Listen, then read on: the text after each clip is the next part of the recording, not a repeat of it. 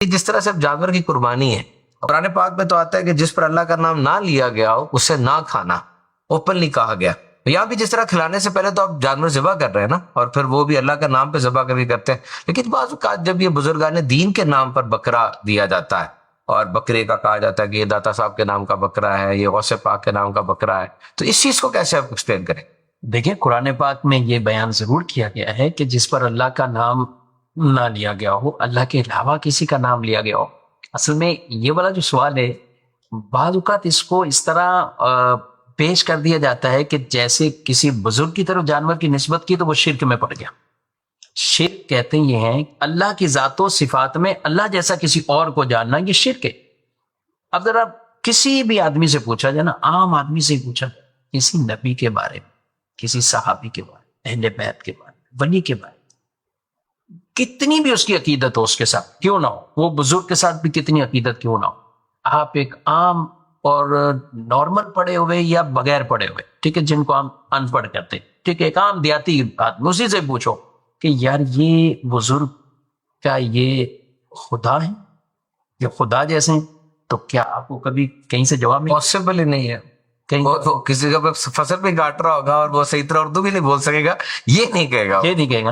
تو اس کا مطلب مسلمانوں کا یہ بزرگوں کے حوالے سے، نبیوں کے حوالے سے بالکل عقیدہ ہے، یہ مائنڈ سیٹ نہیں ہے ان کا. یہ ہے بالکل صحیح بات. وہ جانتے ہیں کہ اللہ رب العالمین کسی کا محتاج نہیں، رب تبارک و تعالی بے نیاز ہے اور وہ کسی کا محتاج نہیں، ساری کائنات اللہ کی محتاج. اور اللہ کا جو اسم ہے یہ کسی اور پہ فٹ نہیں ہوتا، وہ اس کا یہ عقیدہ ہے. بالکل ایسے.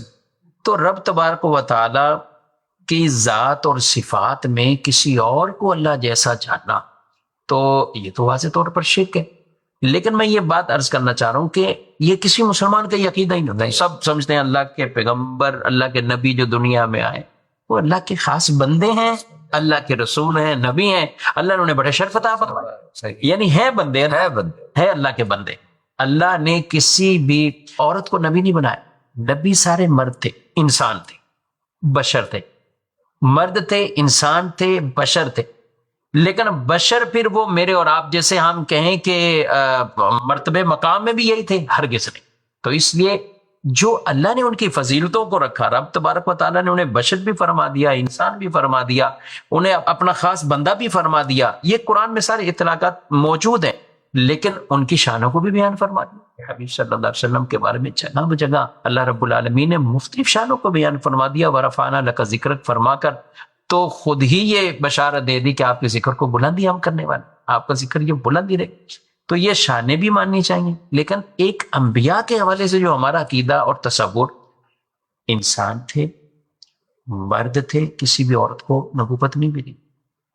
نبوت اللہ کا فضل اور اللہ کی خاص رحمت جس پر تھی اللہ نے عطا فرمائی. یہ ایسی کوئی چیز نہیں تھی کہ جو عمل کے ذریعے ہو، یہ عطائی تھی، یہ رب تبارک و تعالیٰ نے عطا. تو یہ اللہ پاک کے جو انبیاء ہیں یا اللہ کے نیک بندے ہیں، تو کسی عام عوام میں سے کسی کا یہ عقیدہ نہیں ہوتا کہ یہ جی اللہ جیسے ماشاء اللہ، یا جو کام اللہ نہ چاہے یہ کر دیں گے، ایسا کسی کے منہ نہیں ہوتا. پہلی بات تو یہ. اب جو آپ نے سوال کیا، اس پہ قرآن کی آیت تو کہہ دی جاتی ہے کہ اللہ کا نام جس پر نہ لیا گیا ہو اسے نہ کھاؤ. اس کا مطلب کوئی بھی نہیں سمجھتا کہ اس کا مطلب کیا ہے. ایسے لوگ نہیں سمجھتے جو اس طرح کی گفتگو کر.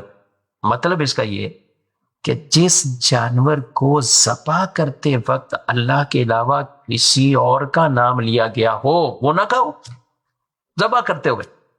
میں آپ سے سوال کرتا ہوں، جتنے لوگ ہمیں سن رہے ہیں، ذرا ان سے بھی گویا کہ ہم کہیں گے سوال کر رہے ہیں کہ کیا آپ نے کبھی سنا کہ کسی نے کوئی عقیدت میں بھی آ کر کسی نبی کے نام پر جانور ذبح کر رہا ہو؟ یعنی ذبح کرتے وقت چھری چلاتے ہوئے کوئی نام اللہ کے علاوہ لیا کسی کا لے، پاسبل نہیں ہے.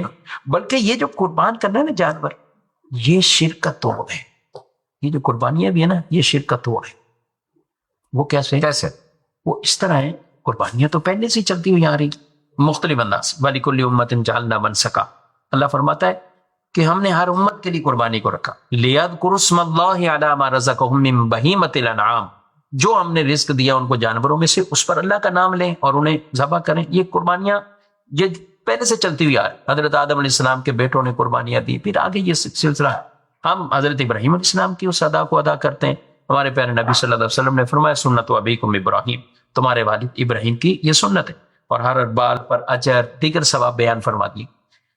پہلے جو مشرکین تھے وہ کچھ لوگ جانوروں کو ذبح کرتے تھے تو وہ اپنے ہی ان معبودوں کے نام پر، اللہ کے سوا جو انہوں نے معبود بنائے ہوئے تھے، بتوں کی کوئی پوجا کرتا ہے کچھ، جانوروں کو ان کے نام پہ ذبح کیا جاتا تھا۔